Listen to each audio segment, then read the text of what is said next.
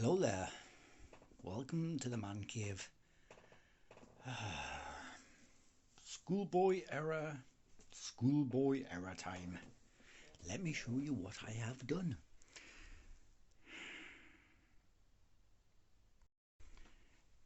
After spending a couple of days or thereabouts building the splendid little circuit board and fitting it into the nacelles and achieving that wonderful look, because it actually does look really quite good.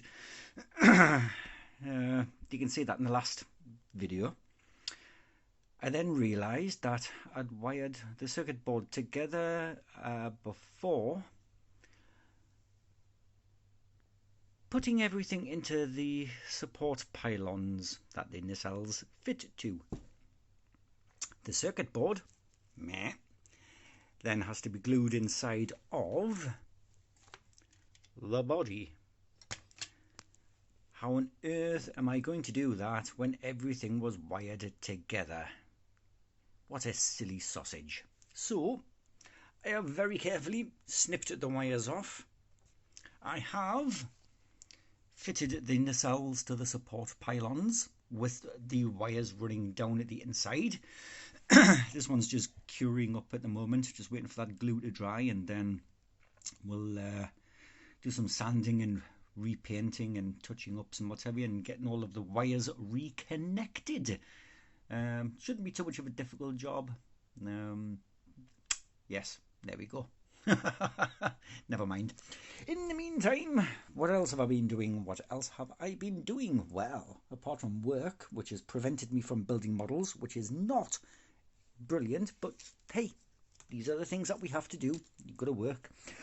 I've started painting the inner ring for the radar dish, or the deflector dish,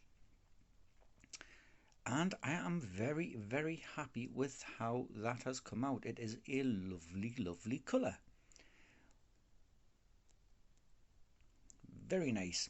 What I used for that was primer coat of Vileo Surface Primer Gloss Black, and then I went over the top with Game Colour Brassy Brass, and I just fired that through the airbrush.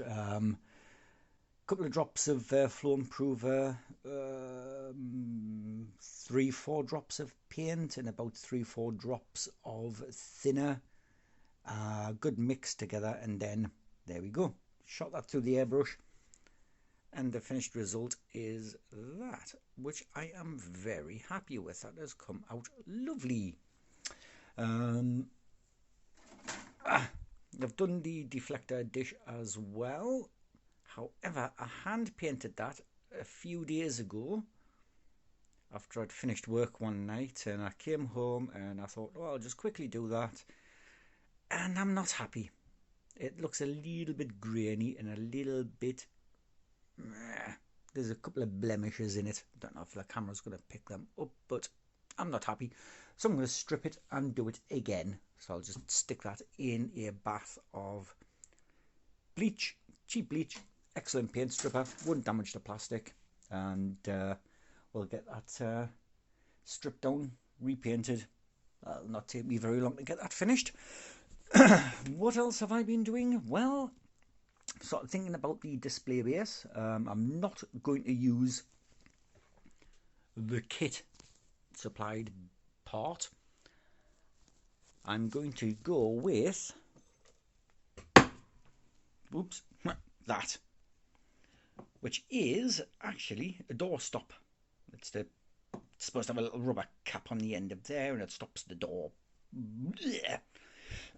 bashing into walls or furniture and other such things. It did have a little rubber cap on there, which many years ago was eaten by a cat. Yes, you heard me right. It was eaten by a cat, a monster cat that we had at the time. Sadly no longer with us. We have a new monster cat instead now. But there we go. What I've done as well is I've taken another piece of tube. This is just standard aluminium tubing. It fit more or less inside. It was very snug, so I just gently tapped it with a hammer, and that fits inside there, and of course it's hollow, so I can run the cables down the inside, which is good. 3 little holes there, so that will get screwed onto a base, making it nice and secure. And I've plotted out a mark on the front of the Enterprise itself. It's literally just going to be behind the deflector array itself. There we go. You can see that 3rd hole. There we go. That's where I'm going to just make it a little bit bigger. You can see the marks I've put on, so I know where I'm going to be with it. And that will accommodate the inner tube, and then the body of the ship itself will sit nicely on this outer ring. Got enough space inside, so it's going to go quite a ways up inside of the kit itself, and then I will find a way. I will possibly use maybe a cable tie or some other. Ow! Oh, why is it the harder, the heavier and the sharper the object,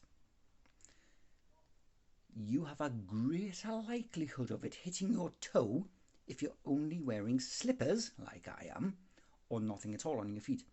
If I'd been wearing safety boots, for the sake of argument, which is a good idea. Modelling is a dangerous hobby. Safety is paramount.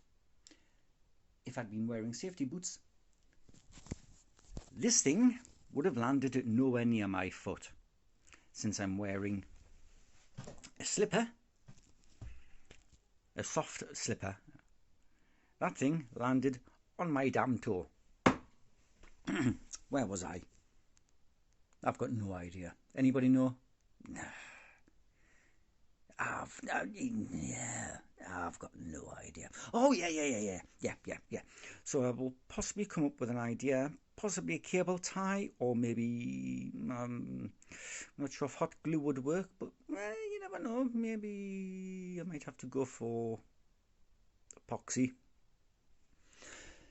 Good 2-part epoxy resin, something like that. Secure it onto there, just so it's going to be nice and stable and not wibbly wobbly about the place. Like that. Yes, that's possibly a job for tomorrow. See how much I get done this evening, because the night is moving on to a degree, and I still have to have my supper, and I have some beer to drink. And modelling and beer, as I've said before, do not go together very well on occasion, because yeah, it's just never a good idea. The other thing I will need to do at some point is the little square holes where the kit supplied stand fit into. I will tidy them up. I'll possibly put a piece of plastic on the inside, just a bit of card stock, and then fill the hole up itself with milliput or some other heavy duty type filler. Then that can just be painted and sanded and shaped and made to look nice, and as if it'll be part of the kit itself. Nearing the end on this one, folks. Nearing the end. It's not a difficult kit unless you start modifying it and going into a lot of other... Oh, spring. There's a little spring just decided to have it away with itself. It's all fun and games in here tonight, I tell you. All fun and games in here tonight, yeah. Yeah, it's not a difficult kit. It's only as difficult as you make it, and I am making it a little more difficult, to be fair. So there we go. Oh yeah, the other thing I've done is I have painted the impulse engine housing. That's painted in a nice I think that is It's a very bluish grey. I can't remember what colour I've done that. Wait a minute, let's have a quick look. Where is it? Ah, there we go. I did that in Tamiya Field Blue, I believe. I've got the pyrographics part on there, which you can't see, but it is. See if I can, there we go, you can just about see it there. Yes, lovely. I've got the pyrographics part fitted on there. I've got the inside routed out so it will reflect the nice light I'm going to put inside. I've also put a little piece of card on the inside, just a little bit of plastic card on the inside to help diffuse the light. And let's see if we can. Come on. Wait a minute. Might help if I turned it around a bit. There we go. You kind of get a vague idea of where it's going to. There we go. It's going to look nice. I want to put an actual LED in there. I've got a nice little flickering LED, which is going to give it a lovely effect. That'll do for this evening. I will crack on, and another update will be forthcoming. Thank you very much for watching, guys. As ever, happy modelling, stay safe, don't do what I do, and drop heavy things on your feet.